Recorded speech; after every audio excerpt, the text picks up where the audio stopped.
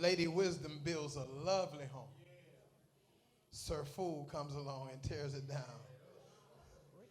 brick by brick.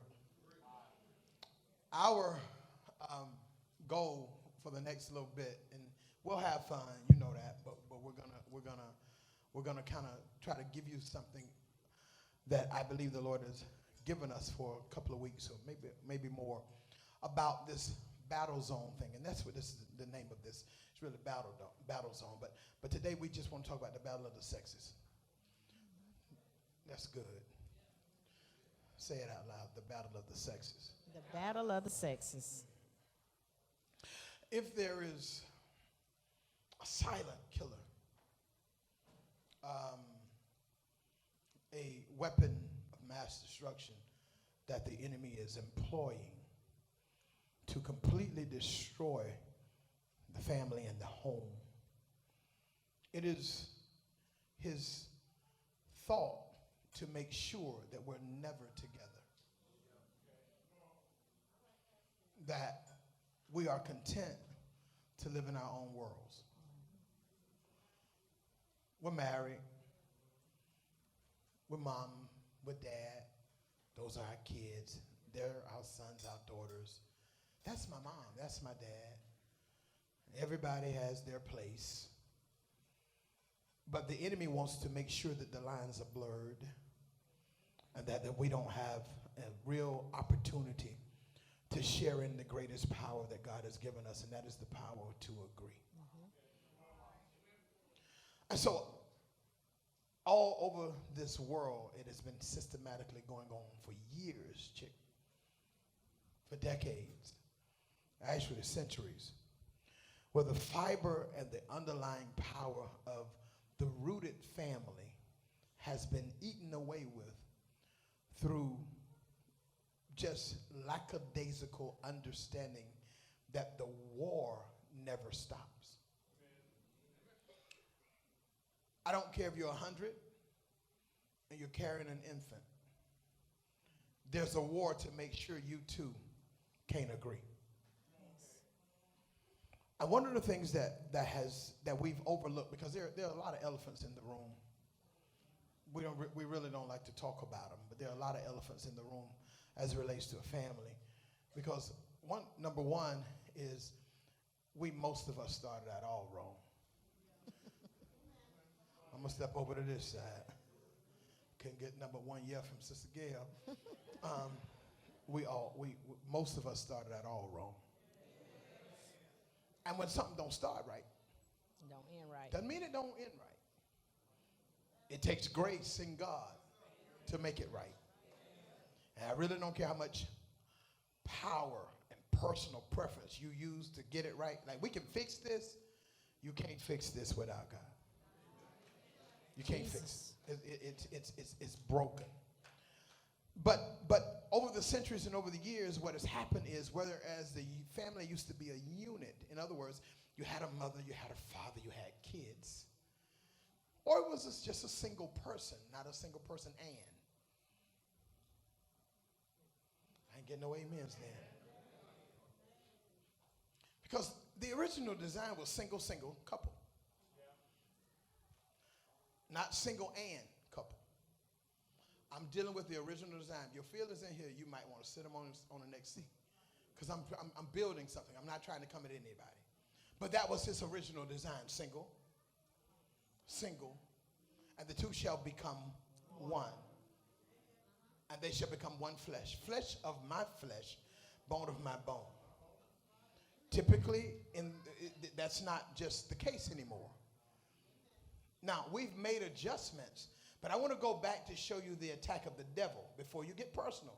Understand, I'm talking about the attack of the devil. Where his design was to destroy the original plan. Recognizing the architect, recognizing the design, recognizing the strength of a building that is built by design. Because when it's built by design, it calculates, it assesses everything necessary for it to stand in a storm. So then the devil himself wants to destroy the design so that the building becomes weaker. Even though it's lovely, it's weaker because it has decayed in the roots. What you can't see is the hardest thing to deal with. Listen, as we deal with this battle zone, one of the things we're coming after is your feelings. And what I mean by that, I don't want you, it's not about you crying, it's not about you being upset. It's about you doing something that is hard to do, looking me in the eye. Yes. Not me, yourself. Yes. And really coming to grips with God is a healer, God is a savior, God is the one who has the grace to bring you in and all this. The next time I trip over this spot right here, it ain't got nothing to do with them. It's the grip on these shoes. Forgive me, for they know not what they do. But the grace that God gives that erases mistakes in his mind, because he takes your sin and throws it away. He takes your misgivings and throws them away. He takes your misdeeds. When he forgives you, you're forgiven. Therefore, there is therefore now no condemnation. Yes. He has made you free. Thank you, Lord. But you got to look some things in the eye. Because he's made you free. But you got to look some things in the eye about you. And you got to reconcile you. If not, the mistake will repeat. Yes. Sometimes you got to understand that the devil wants you to live in a fog. Because typically pride is hurt when problems arise. Yes. In other words, when you start to see yourself or people see you or whatever as less than what you initially thought, mistakes come in. Somebody say they happen. They happen. Tell somebody else mistakes happen. Mistakes happen. They do. Yes. But when you look in the mirror and you knew your plans and you knew your thoughts and you knew what you meant to be and you knew what people said over you and you knew the perfect situation and you had full intents and full ideas to do it all, and then you mistook, you misstepped. You did not take into account that the enemy is a devil every day. He's a devil butt naked and he's a devil with clothes on. Amen.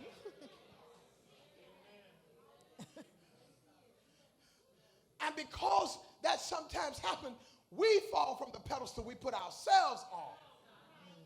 And it's okay for you to have a pedestal, but you got to understand, you got to build that boy every day. You got to keep the foundation there. Your esteem should be high. You should know that God, but never in yourself.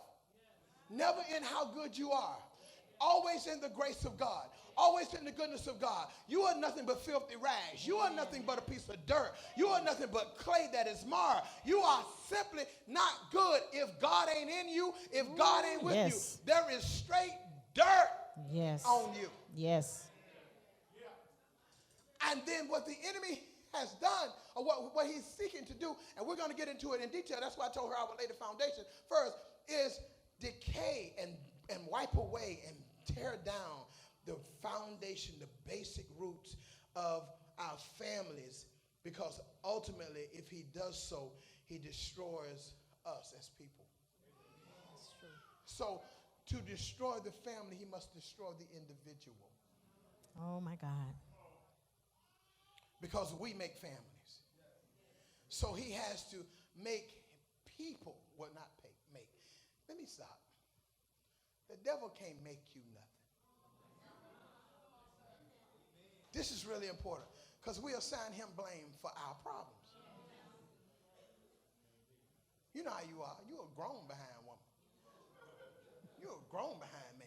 You grown. I said it clean. But when somebody attacks who you are, I'm grown.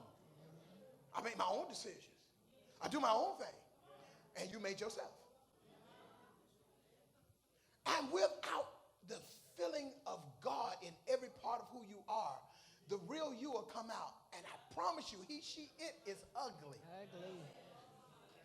Ugly.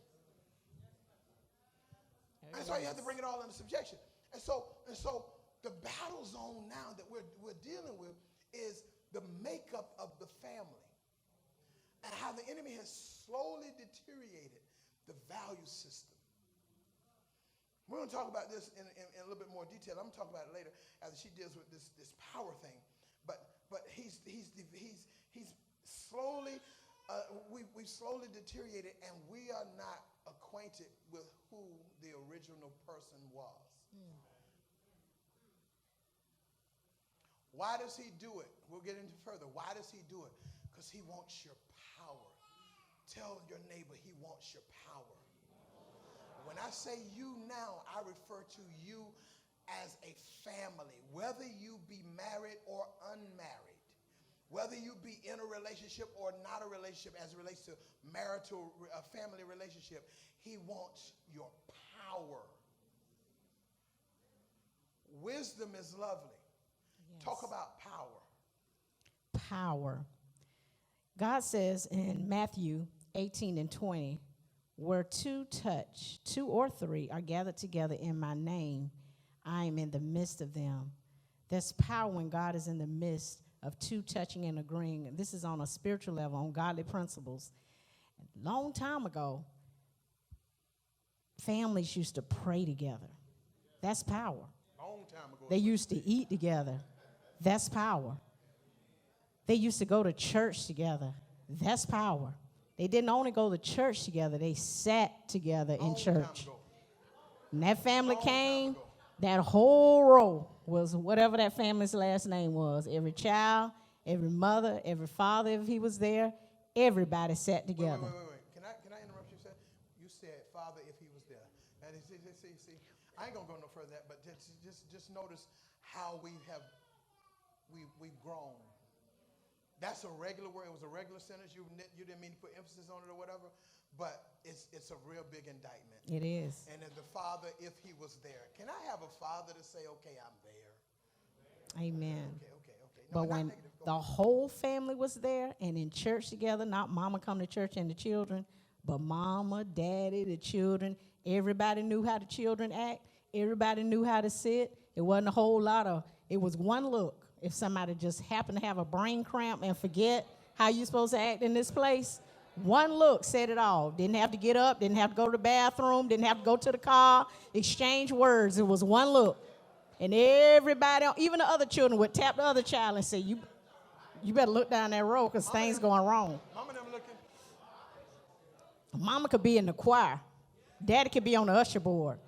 Lead them children right there, and everybody knew how to act. He ain't have to come off the usher board. Mama ain't have to come off the choir. All she had to do was look. And it was understood because it was power. It was an understanding of discipline and what was going on because mama and dad discussed together, this is what we're going to do. Not I feel this way and you feel this way, so I'll discipline the child this way and I won't discipline him at all. Power in agreement. God says it's right here in Matthew. And the doors was open in the house. What does that mean? Now we go to separate rooms. I got my room, you got your room, and even if you don't have separate rooms, I got my side of the room, you got your side of the room, and you let them close the door. You have no idea what's going on the other side of that door. Long time ago, no doors closed. Wasn't no doors. When it's daytime, you're right, wasn't no doors. The doors was open. Mama and daddy could pass by at any time and look in that room and see what's going on. And if you're in the room too long, you had to come out. Come on out here. You don't know what you was being called to do. Wash a dish, be in our company. I just need to see you. I just need to see what you think. If you be around me, I can kind of feel what's going on. But now we go in separate abodes and everybody doing their own thing. And in there for hours. If somebody call you and ask where such and such is in the same house you in, you said, I don't know. I think they in there playing a game. I think they in there on the phone. Something wrong with that sentence. You think. You have no idea what's going on in your own house. Power is understanding everything that's going on at all times, and God is orchestrating every activity that's going on.